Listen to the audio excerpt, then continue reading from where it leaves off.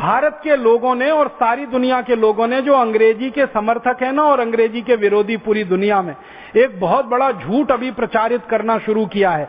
और वो झूठ प्रचारित क्या करना शुरू किया है, जैसे ही हम अंग्रेजी भाषा का विरोध करते हैं तो भारत में कुछ लोग कह देते हैं ये अंग्रेजी भाषा का विरोध माने ईसाइयों का विरोध कर रहे हैं और ईसाइयों के समाज से अंग्रेजी को जोड़ना शुरू कर देते हैं।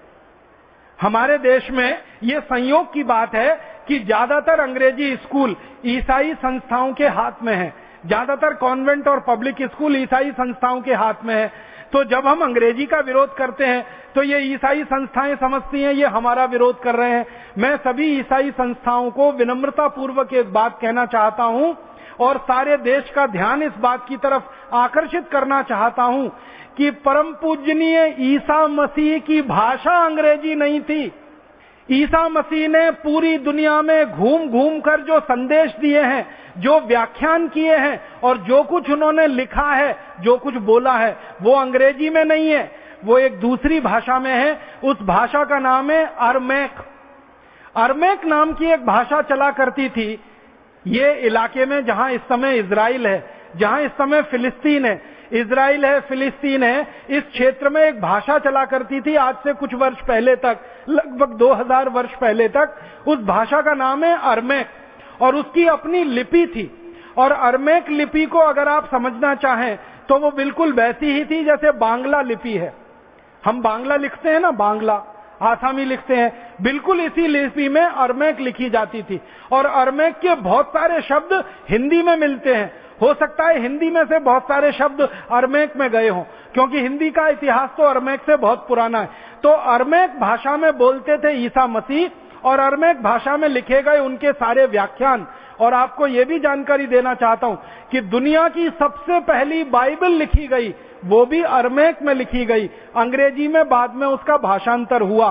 तो दुनिया भर के ईसा मसीह को मानने वाले जो भी उनके फॉलोअर्स हैं उनको मैं निवेदन करना चाहता हूं कि अंग्रेजी ईसा मसीह की भाषा नहीं थी, अंग्रेजी बाइबल की भाषा कभी नहीं रही।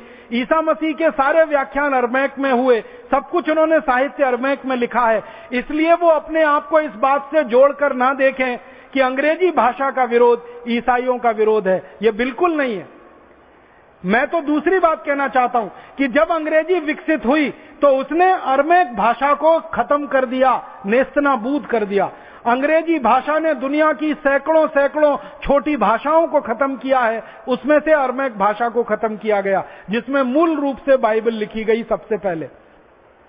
और एक गहरी बात कहना चाहता हूं, दुनिया के सारे बड़े ग्रंथ जिन्होंने व्यवस्थाएं बदली हैं, जिन्होंने व्यवस्थाओं को नया बनाया है, जिन्होंने सारी दुनिया का इतिहास नया लिखा है, ऐसे सभी ग्रंथ अंग्रेजी भाषा में नहीं लिखे गए हैं।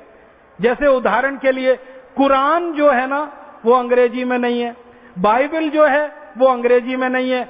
दुनिया में यहूदी धर्म है, उसकी एक पवित्र पुस्तक है जिसको जेंदावस्ता कहते हैं, वो हेब्रू में लिखी हुई है, वो अंग्रेजी में नहीं है।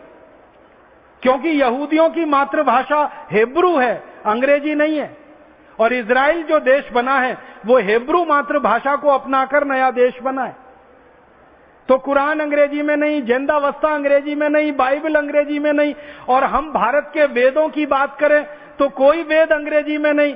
ऋग्वेद है, अथर्ववेद है, यजुर्वेद है, सामवेद है, सब संस्कृत में है। उपनिषद सारे संस्कृत में है। माने जिन शास्त्रों ने, जिन ग्रंथों ने दुनिया को बदला है, दुनिया की व्यवस्थाओं को बदला है, क्रांतियां की हैं जिन शास्त्रों ने और ग्रंथों ने, एक भी ग्रंथ पूरी दुनिया में अंग्रेजी का नहीं लिखा हुआ है।